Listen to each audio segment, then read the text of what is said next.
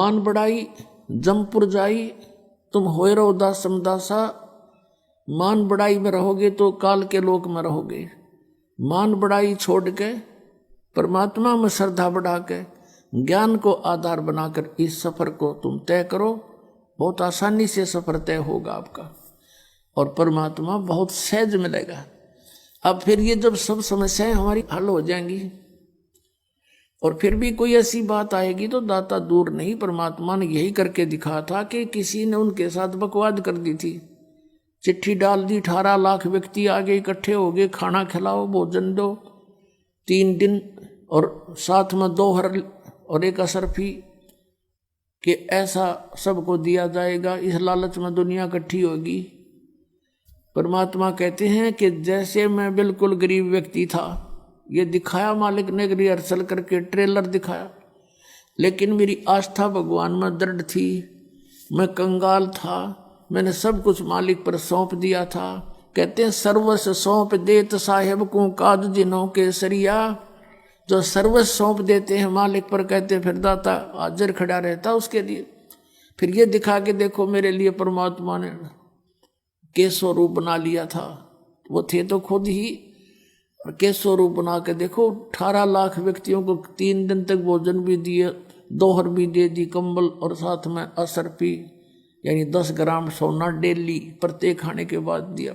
तो तुम भी यदि इतना विश्वास करोगे और यहाँ माया जोड़ कर नहीं धरोगे, फिर देखना मैं कैसे करके दिखाऊंगा। एक समय पुण्यात्माओं, हम क्या हैं? हम परमात्मा की भक्ति करते हैं और हम परमात्मा के ज्ञान से परिचित होने से फिर अपने हिसाब से ही चलते हैं।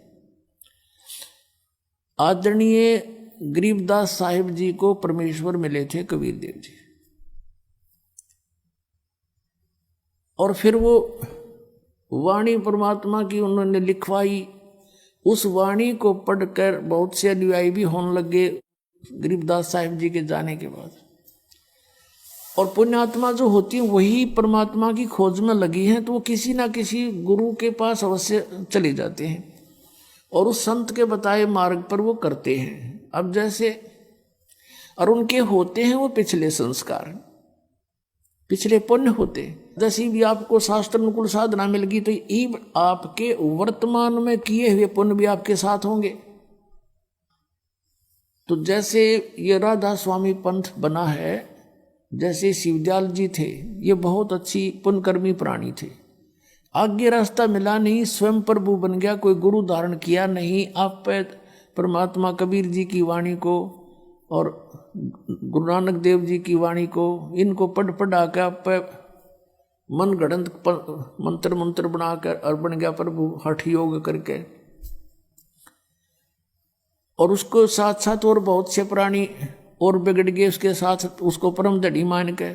एक व्यास के अंदर जयमल सिंह जी हुए हैं, उन्होंने उनसे नाम लिया, उन्होंने व्यास में एक डेरा स्थापित कर दिया। उस श्री जयमल सिंह जी के एक श्री सावण सिंह जी संत उनके शिष्य हुए।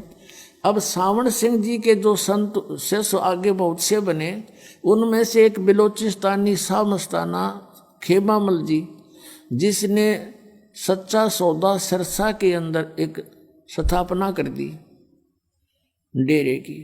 अब देखो श्री सावन सिंह जी के शिष्य तो बताते हैं लाखों की संख्या में थे, लाख के आसपास, उन्हें 1.25 लाख के आसपास बता रहे नाम दिया।